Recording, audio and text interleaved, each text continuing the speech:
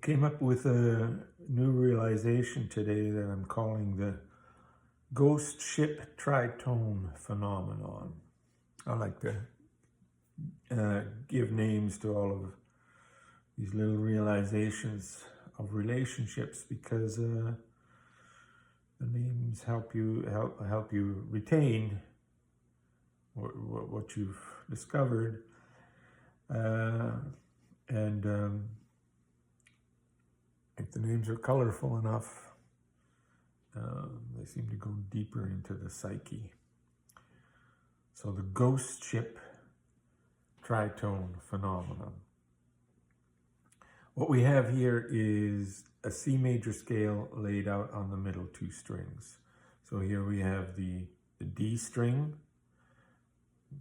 E, F, G, A, B, C, D, and then the pattern starts again. Here's E, right? So this is 0th fret, this is 12th fret. And here we have the G string, open G, A, B, C, D, E, F, G, A. Now I've really found it useful to learn the C major scale, and of course all major scales, because this is a movable pattern, but to focus on the C major scale on the middle two strings, that is strings 3 and string 4. And to be able to play and recognize all sorts of things about this scale. Just staying on these two strings, because for one thing, it forces you to move laterally. And that's something that a lot of guitar players struggle with. They can play in certain positions and then they have to jump to another position, but they can't fill it in. Well, here you're filling in every little bit of information. But what's cool is that this pattern here will be repeated here, 2 frets down, and here, 3 frets up. Okay? So if I was comping, I could stay in here. If I wanted to quickly play a bass line, I could use that information on these two strings. And if I wanted to throw in a high melody, I can go to those two strings. That's like one way that you might use this. But one nice thing about laying out the C major scale in two strings like this too is how easy it is to grasp the shapes. Most of it is laid out in perfect fourths, right? These are all perfect fourths. This one is not, but these are. So there's only one place where you don't have perfect fourths, right? Or if you were to look at perfect fifths, which would be this shape, they're all laid out in perfect fifths, except for this one. Perfect fifth, perfect fifth, perfect fifth, perfect fifth, perfect fifth, right? Where the perfect fifth broke down was with the green and brown ball. Where the perfect fourth broke down was with the green and brown ball. So the green and brown ball are the two that where the easy pattern breaks down. But it also had this relationship, this configuration of going at a diagonal like that only happens between these two. They are, by the way, the 7th and 4th note of the scale. So if you're going C, D, E, F is the brown ball, that's the 4th note. Okay, and if you're going, backwards, this is first note, then the 7th, 6th, 5th. So that's the 7th note, the 4th and the 7th note. Okay, now this is a tritone. We call that a tritone because it's 3 full tones. This is a whole tone, this jump here. So 1, 2, 3, that's a tritone, that distance. From here, the same thing, 1, 2, 3, tritone, that distance. That only happens between these two notes. There's no other note that you, like if you started on this E, for instance, and went to tritone, 1 whole tone, 2 whole tone, 3 whole tone, you wouldn't end up on one of the scale degrees. Try that with the blue bow. Whole tone, whole tone, whole tone. You don't end up on one of the scale degrees. Only when you're going from green, the 7th note, the B note,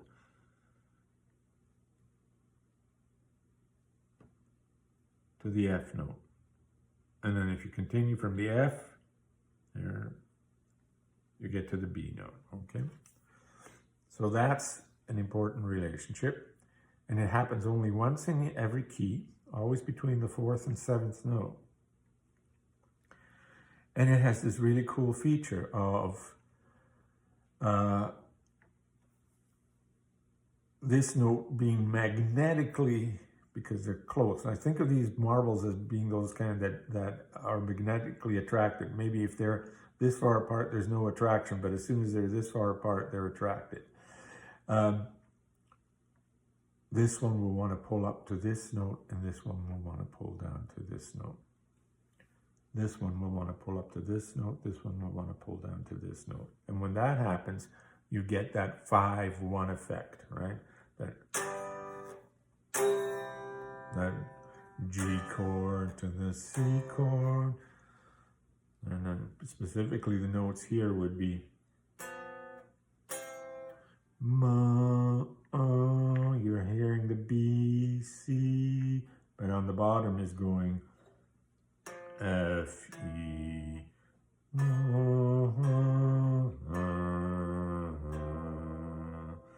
right? And the same thing happening here. Here's the C chord, C and E. But now we play this tritone here, we get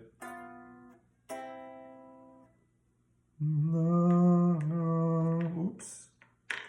You're hearing the F moving to the E, F, E. But you're also hearing the B moving to the C, but not as prominently. B, C, B, C. So whenever you capture that, regardless of what other notes are being played, that's how you get that perfect cadence. We call that a perfect cadence if you're going from a 5 chord to a 1 chord. And this implies a 5 chord. This implies the 1 chord. This implies the 5 chord. This implies the 1 chord. But anyways, back to the ghost ship tritone phenomena. If we remove the tritone from the C major scale, we're left with a C major pentatonic scale, which also happens to be an A minor pentatonic scale. A, this is the A note, the 6th note of the scale, shares the same set of 5 notes as its pentatonic as its relative major, which is the 1 chord, in this case the C. Okay? So,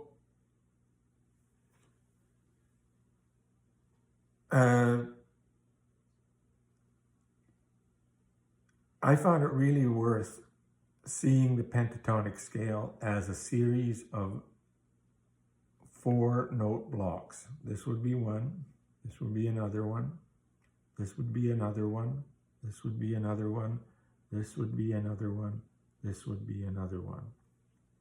Okay? Notice that there's only these 2 shapes here, this shape and this shape here, that are not that don't have right angles, like that, where this diagonal occurs. This diagonal, in fact, occurs only once, which is a great thing to find. Once you find this, then the rest of the shape is easy to go, right? Go from here, make this shape, or go from here, make this shape, and then the rest are all perfect fourths.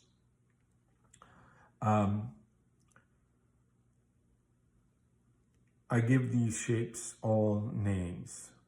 This part here I call the splice, just these 2 notes here, because it centers me on this whole thing. I can identify where I am in the scale if I find this particular thing. I call it a splice because in the old days when we used to splice tape together in the studio, you actually had to take an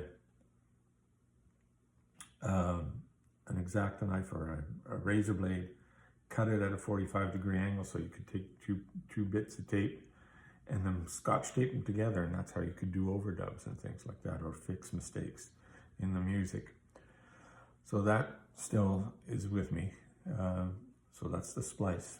So I see this as a piece of tape and it's spliced right there. And what's cool about it is that the splice identifies the 1 and the 3 of the scale, right? This is a 5-note scale, but we don't count it 1, 2, 3, 4, 5. We count it 1, 2, 3, 5, 6, because we've removed the 4 and the 7 here, right? So the pentatonic scale is a subscale of the major scale, so we retain the numbers of the major scale to identify its degrees. But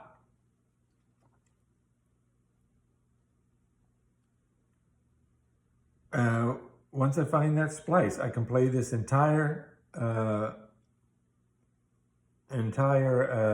pentatonic scale, coming home to this C major or this C major here. This is the C and the G. This is a kind of more, I call that the landing when you have a 1 and a 5, because that's the most solid sort of ending sound you can get. If I use this one, which is also implies a C chord, but it has the E on top, it's not quite as resolved as this. There are pieces that actually end purposefully on the 3, but this is the most resolved sound you can get. So this is the landing. So just to go over the names of this, there's only one place where you get this long box here with 2 frets in between. So I call this the long box. Below it is a short box, and above it is another short box. Above it in terms of sound. The sound keeps getting higher as we go this way. So I call this the long box, the low box, and the high box. That already takes care of half this pattern here, okay? This is, of course, the low box again. It's the same thing as that. So we only have to go this far. So then we have from here to here with this splice diagonal. So I call this shape the lower splice and this shape the higher splice, okay? So I've got the high box on the complete splice pattern here, and I've got the low box. I'm calling this the high box because it's in relation to the long box. Long box, high box, low splice, high splice, low box, and then we're going to get long box again, and so on, okay? But what's cool is I can jam along here, and it will very strongly feel like a C major chord as long as I keep these C's and these E's and these G's, which is the C triad in mind as I mean, those are the 3 out of 5 notes, right? So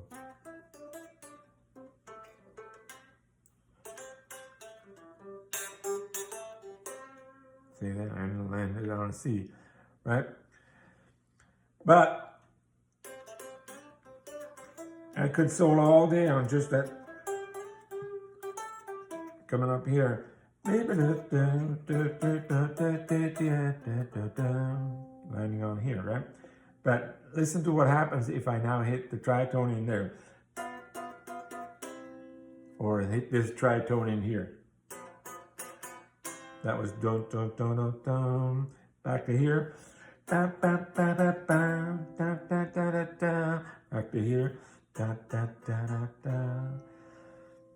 As soon as I hit those 2 notes, that's where I get my dominant quality. So I don't have to hit an entire G chord. I just have to hit these 2 notes. And I can dress it up with a whole bunch of other notes. In fact, I can play the entire scale here. So when I put this back in here, the F and the B,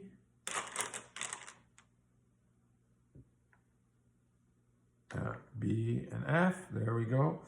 I'm going to have solo quite freely over this, but when I want to emphasize that 5 quality, that bum bum, so 5-1 quality, then I'm going to make sure that these one or both of these notes are featured. And it's going to up to the right, B, C, or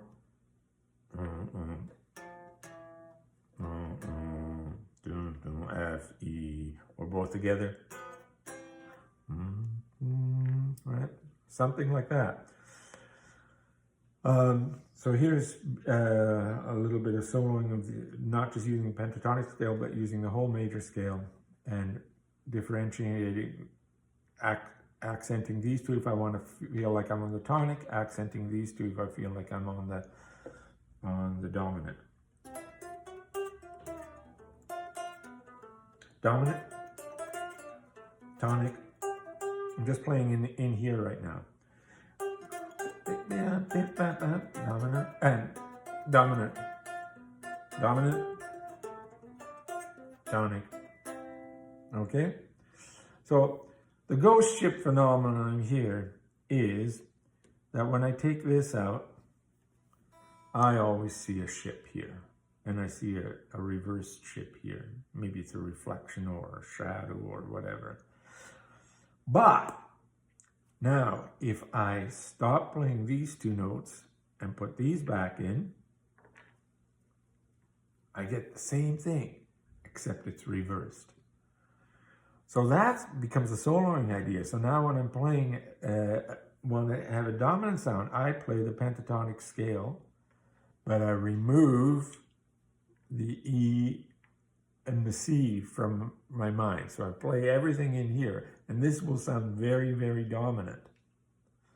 But then I put this back in here and take out this, and now solo on here, and this will sound like a tonic, especially if my last sound is this C and G together.